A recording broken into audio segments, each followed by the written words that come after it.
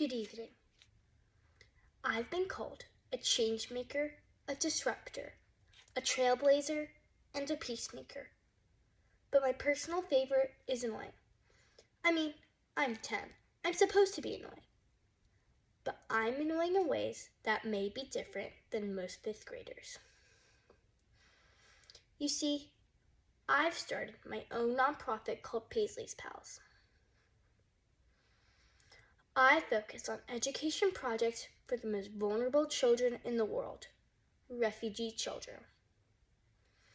I've built schools on 2 continents, invented a pop-up classroom, raised a total of $95,000 for children to go to school. And I'm currently building a Montessori primary school in Africa.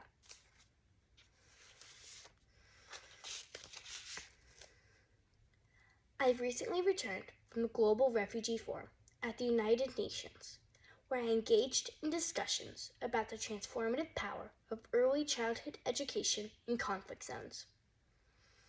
At 10 years old, foreign diplomats and ministers of education are surprised to see my authentic enthusiasm for humanitarian action.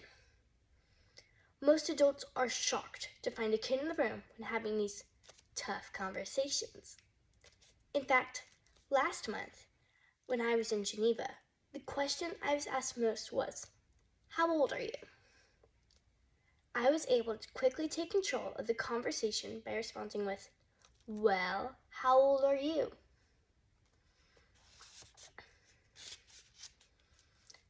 From Gaza and Ukraine to Sudan and Venezuela, we all know that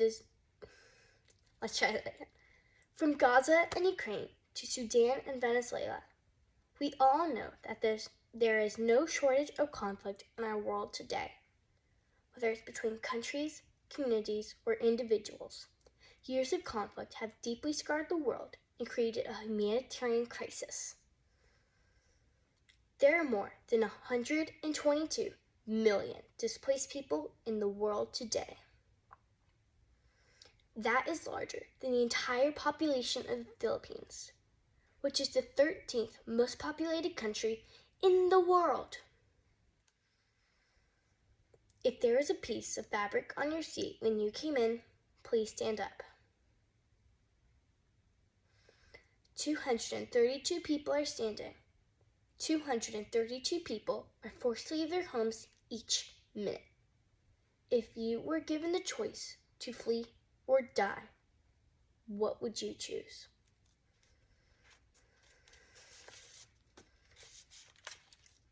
Each piece of fabric handed out was cut from a life jacket, like those used to reach safety while crossing the Mediterranean Sea. As I will share with you later, during one of my first going out experiences, I visited a life jacket graveyard where hundreds of thousands of life jackets were piled high. Each life jacket representing a person in search of safety. Life jackets are a symbol of mass migration in the refugee crisis. Those of you who are still standing may be seated.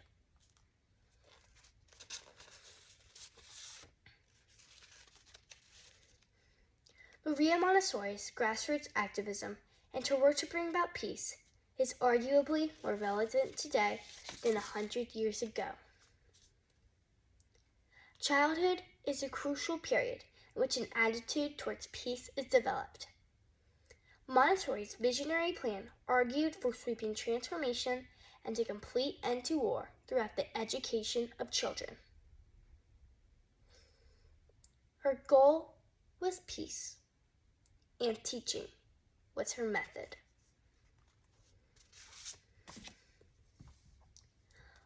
I've heard the phrase, "You are the future," but I just wonder, why do I have to wait for the future? Or even tomorrow? Why aren't we capitalizing on today? I'm a young person. Let's try that again. I am a young person who wants to make a difference in this world today. Changemakers are not born.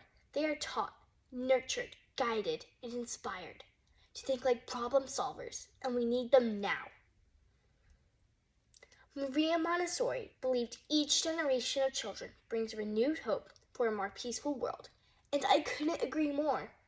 I'm obsessed with my generation and our potential.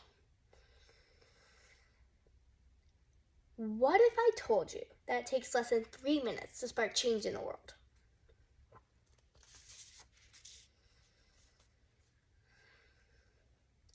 Most people tend to put what if and change in the same sentence, almost as if it were a dream, like a possibility that is too far to reach. Let me tell you something about kids that y'all definitely already know. We love to ask what if or why not. In fact, what if is really the beginning of my story. After hearing a Bible story in preschool one day, I went home with questions. Why are there refugees? Where are they fleeing from? What if their story was my story? Why isn't anyone doing anything to help them? What if I could help them? That evening, I went into my mom's room after I gathered up every single stuffed animal I owned, and I proudly declared I was giving all of them to my refugee friends. At 4 years old, I was scared of thunderstorms, and stuffed animals helped me feel safe and secure. I assumed stuffed animals would help my refugee friends feel safe, so I started collecting them. I put up a donation box at my school and kicked off my first campaign. A few weeks later, I had gathered over 200 stuffed animals and sent them off to the children fleeing war-torn Syria.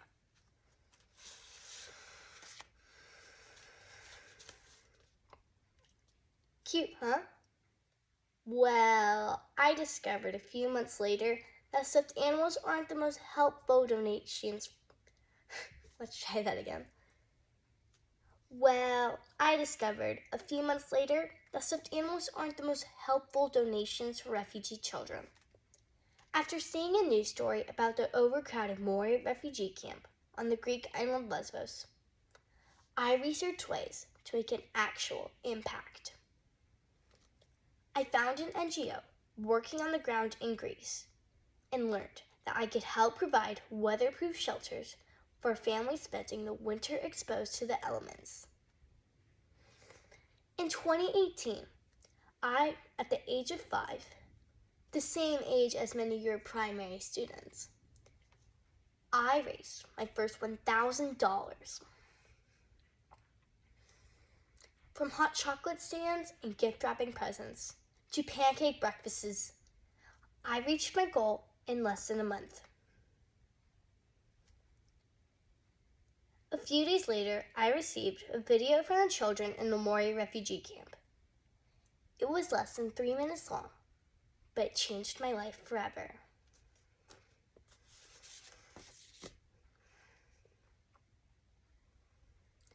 The first thing I noticed in the video was that those children were just like me. I was alarmed to learn that most kids my age in a refugee camp had never seen the inside of a school before. Impatient with injustice, I was determined to change that.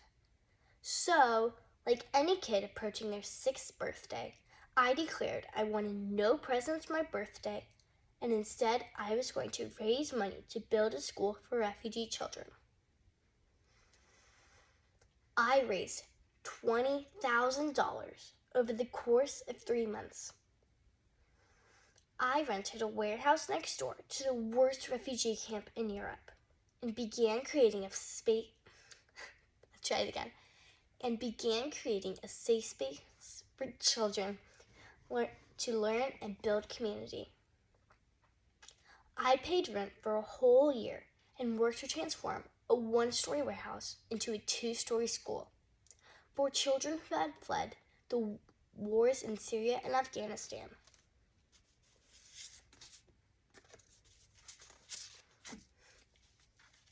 I had the opportunity to travel to Greece and help finish out the school. I guess you could call it my first going out. While traveling halfway across the world is a big leap from the typical elementary going out. It was kind of the next natural step in my learning journey. My parents thought it was important that I actually see the contribution I was making. I got to plan most of the details of our trip, including which flights I wanted to take and where we were going to stay. I chose to fly into Turkey and take a short ferry ride across the Mediterranean to better understand the dangerous trip many of my refugee friends had made. A few months later, a fire broke out at the Moria refugee camp. It burned to the ground. I was sad and scared. What would happen to my friends? What would happen to my school? The Greek authorities moved my refugee friends all the way across the island, and they never used my school again. While my first trip to Lesbos started as a service project, I'll never forget the sounds of laughter during our epic water balloon fight, and my experience there will be a lifelong reminder of what young children are capable of.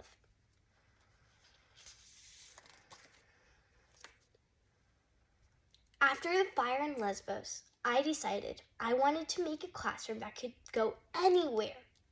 I wanted to create a mobile classroom that could move with refugee children. I began researching pop-up classrooms. With the bold ask only a child could pull off, I emailed a small Italian company I found on Pinterest and asked if they wanted to help me create a mobile classroom for refugee children. Less than 3 days later, I received an enthusiastic yes from my new friends at Totem Italia, and we began our quest to create a flexible, transformable classroom for children. What began as a 6-year-old's imaginative dream turned into this. The Shine Box. With pieces that click and lock together, the Shine Box was created to let children take charge of the classroom design. The child-sized furniture is easy to transport and encourages movement and collaboration. The individual stations can be used as a work surface or seat and combined to create a collective space. Its slightly curved shape is ergonomic and creates a small, cozy space that, when combined, creates a circle. After a bulky first prototype that got stuck in the London Heathrow Airport, this version is small enough to fit in the overhead compartment of an airplane. And 2 Shine Boxes can create a fully functional learning space for 25 children. Just a few weeks after my 8th birthday, the pop-up classroom was ready to deploy. Through research, I learned that Uganda is home to 1.4 million refugees and has the most empowering refugee laws out of any country in the world. And it was the perfect place to pilot my project. I spent months learning about the refugee camps in Uganda, and I became good friends with the Refugee Innovation Center and the Rwanda Refugee Settlement, basically the hardest to reach refugee camp I could find.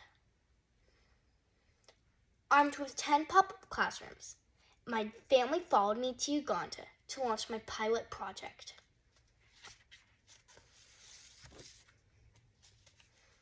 Along with the physical materials to create a classroom in minutes, the program I launched in Uganda includes a digital skills training program that requires no internet access, a menstrual health education program, solar lamp distribution, and a community bike share.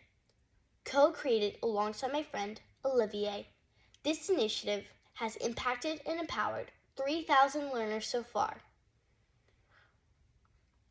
By listening to the community and seeking partnerships with local programs that let refugees lead the way, the Shine solution is lifting displaced people out of poverty and providing a renewed sense of hope.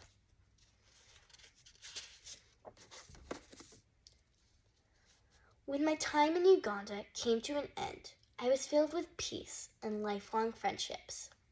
I was struck with renewed enthusiasm for finding a way to create a peaceful world. As I reflected on the harsh realities of children from war-torn countries, I realized a classroom as a space to grow and thrive is often not an option. The most basic needs are unmet, educational promises unfulfilled, and traumas untreated.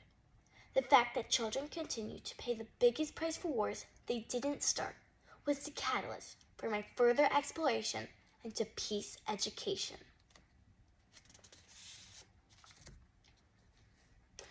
After many calls to the United Nations, yes, you can actually Google their phone number and leave messages for them, I stumbled upon the Montessori method. I was not lucky enough to attend a Montessori primary school, but my younger brother is. Clearly, my parents love him more. Several policy and advocacy experts at the United Nations Refugee Agency pointed me towards the child-centered approach as I began to understand the need for social, emotional, and moral support for refugee children. When I learned that the Montessori method will help prepare children to be instruments of peace, inspiring love and harmony, I knew that I had just found the missing piece of the puzzle.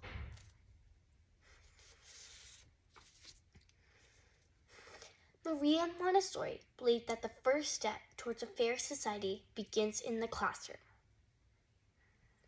In the book, The Best Weapon for Peace, I learned that Dr. Maria Montessori believed that she could help children overcome trauma because of the soothing effects of some of the activities and the stimulating class materials that awaken the senses.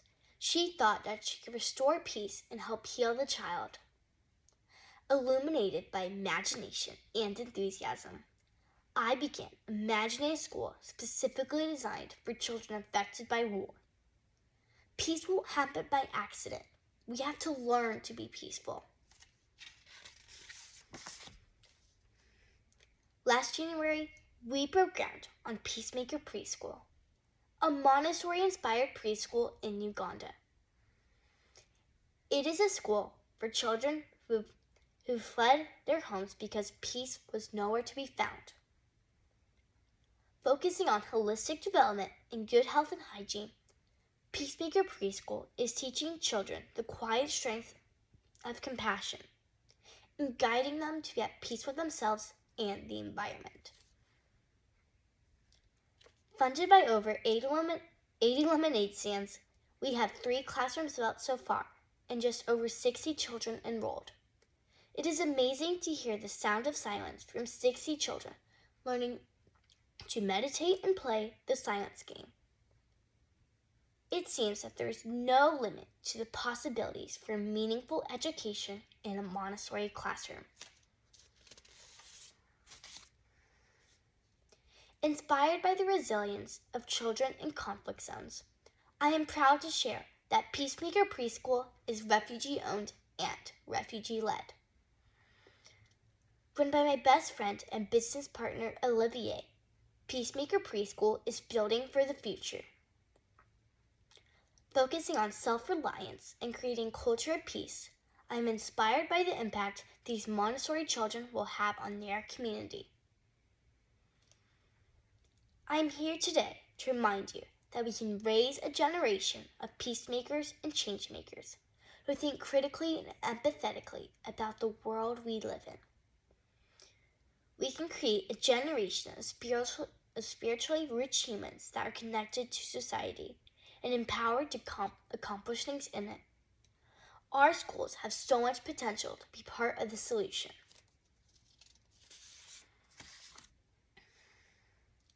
Do you ever look around your class and wonder what your students' unique contribution to the world would be? As teachers and guides, peace starts within the classroom. Through exploring peace and social justice topics, kids learn to understand and believe in their own potential for leadership. We know that empowering changemakers requires a different type of education deeply ingrained in the classroom. Creating a respectful, inclusive classroom that celebrates diversity, intentionally crosses cultural boundaries, and models engaged citizenships takes time and intention. As guides, it is important to create a culture that sparks curiosity, leaves questions unanswered, and provides time to wonder. Remind your students the world is ready for them. The world is ready for their ideas. But how can we plant the seed for peace? Montessori is a lot of practical life skills and sandpaper letters, but it is also about cultivating kindness and respect for differences. We need to learn everything we can about the people who are different than us. It is so easy not to care about other people when everyone you know is just like you. But there is a whole world out there. Touch on issues of social justice, inequality, poverty, sustainability, and racism. Talk about the hard stuff. I know it is tempting to try to protect children by sheltering us from the evils of the world, but that is the last thing that we should be doing if we aim to raise empathetic children who recognize their own power to make a difference in the world. How can you support young peacemakers? A purpose-driven education is what fuels the type of global citizens our world needs. Helping children find their place and purpose within the world can start with the smallest spark. That can be ensuring access to books with a diverse cast of characters, learning about other religions or cultural celebrations, or fundraising for a cause your children are passionate about. Student engagement in social, political, racial, and global problems provides the best hands-on learning experiences. Remember, no one, I mean no one, is too young or too small to change the world. You don't have to wait until your children reach a certain age or ability level. Begin raising and guiding world changers right now. Like Dr. Montessori, I am calling for the end of war and violence in a unique way from the ground up. While I never set off to chart a new course for humanity through education, it is apparent that we need to foster the spirit of empathy and highlight children's innate capacity for good.